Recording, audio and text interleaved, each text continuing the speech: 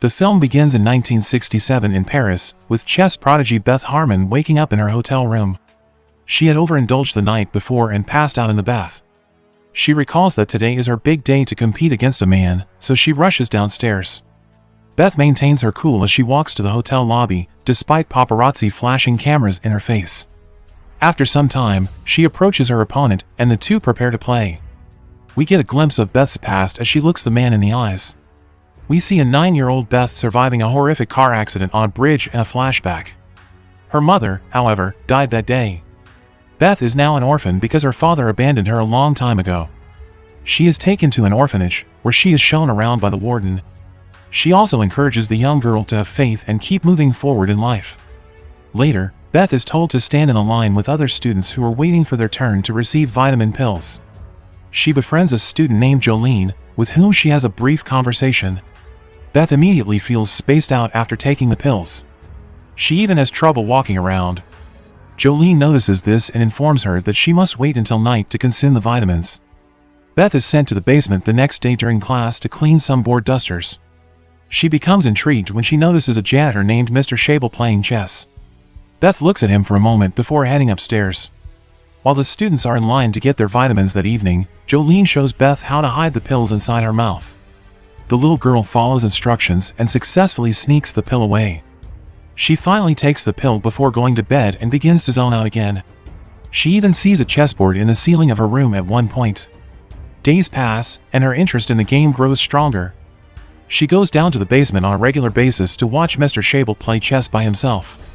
But one day, desperate to learn the game, Beth approaches him and asks him to teach her chess. However, the janitor simply says girls do not play chess. This upsets Beth, but she calms herself and demonstrates how much she's already learned by simply watching his movements from afar. Beth explains how each piece works and even reveals a few tricks. Mr. Shable is impressed, and he finally allows her to play a game. Unsurprisingly, he easily defeats her. Beth starts imagining the chess pieces again that evening after she eats her vitamin pills. But this time, she'll be able to calculate the moves and practice on her own. Beth continues to play chess against Mr. Shable over the next few days. She learns various strategies and tricks along the way. Beth's chess skills are honed further at night when she reimagines the moves in her ceiling. This eventually leads to a breakthrough when Beth defeats her master, Mr. Shable, for the first time. She gradually begins to outperform him in every game. Shable continues to teach her different chess formations and variations, realizing she might be the real deal. Beth, meanwhile, prepares her green pills for the evening. She even learns the well-known chess move, the Queen's Gambit. Beth goes to the basement as usual one day and finds an unknown man there. Mr. Shable introduces him as Mr. Gans, a chess club member. He's traveled from another city to play with her. Surprisingly, Beth easily defeats him. Her moves clearly impressed him. Mr. Gans asks her where she practices and the little girl replies, "I play in my head." Following that, Beth takes on a more difficult task. She uses 2 separate chess boards to play both Shable and Gans at the same time. Despite the fact that the odds are stacked against her, she wins both games convincingly. Beth is summoned to the warden's office the next morning. When she arrives, she notices Mr. Gans and the warden talking. Every Thursday, Mr. Gans wants Beth to join a chess club at a high school. He wants her to play everyone at the same time. Because there aren't many girls who play chess, this would be a fantastic opportunity for both Beth and the orphanage. Mr. Gans is overjoyed when the warden approves it after giving it some thought. Beth then goes to get her vitamin doses but discovers that the orphanage has changed their pills. This concerns her because she has become addicted to the pills. In desperation, she approaches Jolene and requests some, but the latter informs her that she is only experiencing withdrawal symptoms. The next day, Beth goes to the chess club, but she isn't in a good mood due to the lack of the pills on which she is so reliant. But, as she prepares to leave, Jolene hands her a couple of pills and wishes her luck. Beth soon arrives at the high school, where she encounters a group of chess-playing boys. They are surprised to see a girl and continue to stare at her. Beth is forced to play all of the boys at the same time. A crowd of students gathers as she takes them all on. They are eager to see the girl be humiliated. To everyone's surprise, Beth outplays every single opponent and wins all of the matches in under an hour and 20 minutes. She proudly tells Mr. Shable what happened later. Despite her brilliance, Beth's reliance on vitamin pills forces her to act in a panic. She pretends to go to the bathroom during a movie night, but instead breaks into the orphanage pharmacy. She then begins stealing pills and devouring them like candy. She eventually grabs the entire pill jar and walks out. Beth wants to hide it in her room, but she collapses due to vitamin overdose before she can move. When the teachers and students arrive, they catch her in the act. Beth is punished for stealing the vitamin pills in the following scene. She is no longer permitted to play chess at high school as of today. She approaches Mr. Shable, upset, and informs him of her punishment. She then expresses a desire to continue playing chess with him. Jolene and Beth become close friends over time, and they are now the orphanage's eldest children. As Beth gets out of bed one morning, Jolene grabs a cigarette and heads to the balcony. She joins Jolene, and they both notice a car approaching the orphanage grounds. A couple named Mr. and Mrs. Whitley has arrived to adopt a child. Later, the warden summons each and every student to her office, where the Whitleys interview them. Finally, Beth's turn arrives, and she manages to captivate them with her beauty and charm. After the interview, Beth is told to pack her belongings because she has been adopted. This makes her happy, but it also makes her sad because she won't be able to play with Mr. Shable again. Beth arrives at her new home later, and the Whitleys show her around. Beth is astounded by how much space she will have for herself when they take her to her room. The next morning, she awakens to the Wheatleys arguing about work-related issues. Mr. Wheatley is about to depart on a business trip that will last 2 weeks. We learn that the couple is dissatisfied with their marriage. Beth leaves for her first day of school and begins her life as a typical adolescent. Not surprisingly, she does not fit in with the other girls at school. The majority of them make fun of her poor fashion sense. To make matters worse, Beth discovers that there is no chess club at her new school. Mrs. Wheatley takes Beth shopping the following day. Mrs. Wheatley refuses to buy her one because they are short on money. Instead, she wants Beth to start saving from her 40-cent allowance bit by bit so that she can buy one for herself. Mrs. Wheatley asks Beth to get her some cigarettes from the local convenience store one day. Beth obeys the request and goes out to get the cigarettes. However, as she is about to leave the store, she notices a chess-related magazine. However, the store owner does not allow her to read for free, she must purchase it. Beth clearly does not have any money, so she steals the magazine. Mrs. Wheatley returns home and mentions that there isn't enough money to keep the house running until the end of the month. Her husband only gives them $70, which is a pittance. Beth has an idea after hearing her concerns. She wants to compete in a chess tournament, with the winner receiving $100. However, there is a small catch, the entry fee is $5. Beth approaches Mrs. Wheatley and asks for a loan, but she is immediately refused. Beth has no choice but to write a letter to Mr. Shable, requesting $5 to enter the chess tournament. She also mentions that if she wins the tournament, she will repay him twice as much. Mrs. Wheatley asks her to run out for another errand, this time for a prescription, just as she is about to send the letter. Beth agrees once more, and when she receives the pills, she notices that they are the same ones that the orphanage used to provide. Mrs. Wheatley later mentions that it is her tranquility medicine. Beth hands her the pill bottle, but it's only half full because she took the other half for herself. Beth resumes her chess practice in the ceiling now that she has reunited with her vitamin pills. Mr. Shable sends her a letter the next day. He sent her $5, as expected. Beth immediately enters the chess tournament as a result of this. When she arrives at the venue, however, the organizers inform her that there is no women's section. They also mock her and tell her to leave. Beth, on the other hand, is adamant, claiming that no law prohibits a girl from playing chess. Due to her rant, the organizers reluctantly placed her on the beginners list. Beth's first opponent is a girl, and she easily defeats her. She then watches the state champions play each other. Beth defeats her opponent in the second round and even forces him to resign. She has to play a game against a boy named Towns before the day is over. Because he is a charming man, Beth keeps staring at him throughout the game. This, however, does not distract her from the game, and she easily defeats him. Despite the loss, Towns is impressed with how good she is for her age. When Beth returns home, she finds Mrs. Wheatley's room in shambles. Her husband apparently abandoned her and only informed her over the phone. The following day, Beth returns to the tournament to face her final opponent, state champion Harry Beltic. We learn that Harry is arrogant. He is so confident that he will win the finals that he arrives late in the tournament. When the game begins, Harry immediately takes the initiative by displaying some impressive moves. Feeling the pressure, Beth goes to the bathroom and pops a pill to calm herself down. She then returns with increased confidence and fights hard. She eventually defeats Harry and wins the entire tournament. As a result, Beth becomes a sensation in Kentucky's local papers.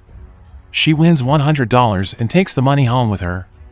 Mrs. Whitley is delighted, and she begins to recognize Beth's abilities. She had no idea the game could pay so much, it turns out. Mrs. Whitley conducts an ardent the next day and discovers that a chess tournament with a $500 prize fund is about to begin in Cincinnati. She informs Beth, but the latter is concerned that she will miss school. Mrs. Whitley, fortunately, takes care of it by lying to the principal about her daughter's illness. Beth agrees to take part in the chess tournament as a result of this. She then confidently declares that she will win. The following morning, Beth and her mother arrive in Cincinnati for the state tournament. Even in this town, everyone knows who she is. The female genius, as she is known, is a woman of great intelligence. Her first opponent is a nervous player who is well acquainted with her. He admits defeat and wishes her luck before the game even begins. The organizers from the previous tournament also show up to show their support for Beth, as they have now become her #1 fan. They are debating whether or not to compete in the US Open. They then discuss the possibility of competing in the Russian tournament. They are skeptical, however, because it is widely assumed that Russians are far superior to Americans at chess. Beth wins the Cincinnati tournament and gives her mother 15% of the prize money as a commission in the following scene. She goes on to win a number of other tournaments across the United States as time goes on. Our chess prodigy is gaining popularity and attracting attention. In her case, she is even interviewed by journalists. Beth revealed in an interview that she discovered chess in the basement of her orphanage. She also claims that a janitor named Mr. Shable taught her some dance moves. Beth also adds that her great chess ability stems from her ability to predict how a game will unfold and thus play the right way to win. Beth arrives in Las Vegas 3 years later, in 1966. She is now a wealthy woman with the world at her feet.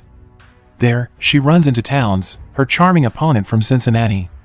Towns is now a magazine reporter, and he is here to write chess tournament reviews. He wants to write an article about Beth and invites her to his room so he can photograph her for the paper. Beth agrees to accompany him if they play chess after the work is completed. When they arrive, it is obvious that they have some chemistry. They are almost ready to kiss when Towns' roommate walks in and ruins the moment. In the following scene, Beth returns to her hotel room and discovers her mother drinking. Grabbing a bottle, Beth discusses her tournament, including her nerves about US champion Benny Watts.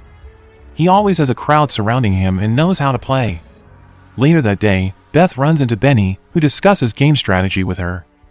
Beth made a mistake a few years ago, according to the US champion. He explains that the previous opponent she faced had the potential to beat her. This revelation certainly shakes Beth, and what's more annoying is that Benny deduced her error simply by reading the game report. Beth has to play the final game with Benny the next day. Despite her ability to maintain a cool demeanor, she begins to panic, resulting in her first ever loss. Beth is frustrated by her inability to predict what her opponent intended to do. Despite this, she receives a portion of the prize money. Towns rushes after Beth and her mother as they prepare to leave Las Vegas, telling her that she will have another chance to face Benny in the future.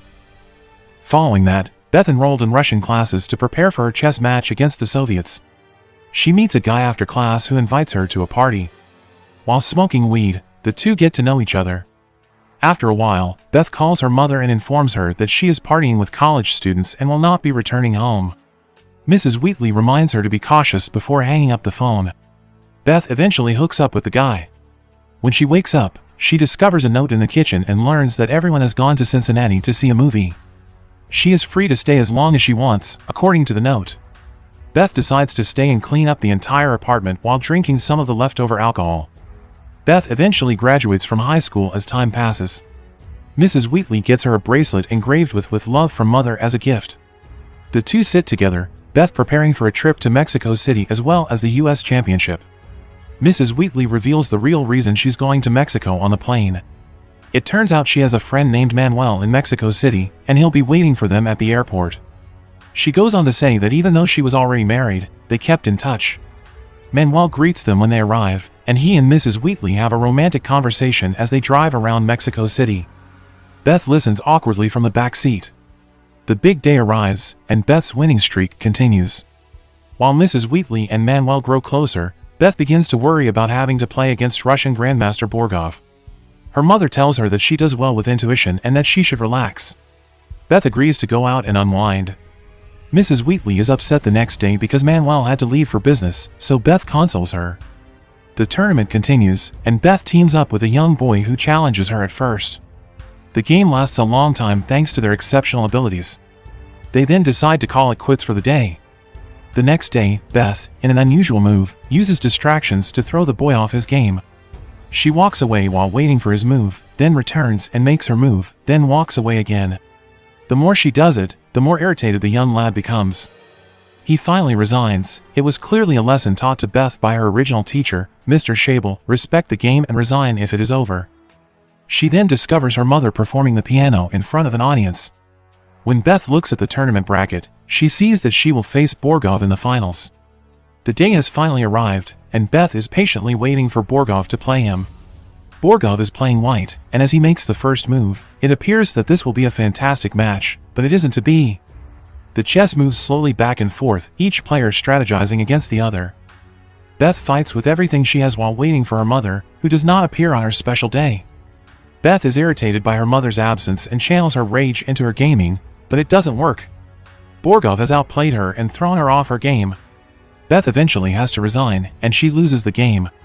She returns to her hotel room and tells her mother that she couldn't help but feel she'd already lost. Beth was even surprised by Borgov's lack of creativity. However, as she tells her mother this, she notices Mrs. Wheatley is unresponsive. Beth rushes to her bedside to turn on the light. Mrs. Wheatley is dead. She kneels on the floor as the light shines on her mother's face. Mrs. Wheatley is carried out of the hotel on a stretcher in the following scene. Beth is approached by the doctor to inform her of his findings. He believes hepatitis was the cause of death, but an autopsy will confirm his suspicions. The hotel staff assures Beth that they will assist her with anything she requires and that her bill will be paid. She takes a note and asks if she can contact the person listed on it. Later, we see her answering the phone and speaking with Mr. Wheatley about his wife's death. Not surprisingly, he is unconcerned about what happened to Mrs. Wheatley. When Beth tells him she isn't sure where she should be buried, Mr. Wheatley says he doesn't want to get involved and that she can have the house as long as she pays the mortgages. Later, Beth sits by the plane's window, preparing to return home. She notices 4 men loading a coffin. She knows it's her mother. Elizabeth, overcome with sadness, raises her glass to the empty seat beside her, a farewell toast to her mother. In a flashback, we see Beth as a child, and her biological mother tells her that she does not have to be afraid of loneliness.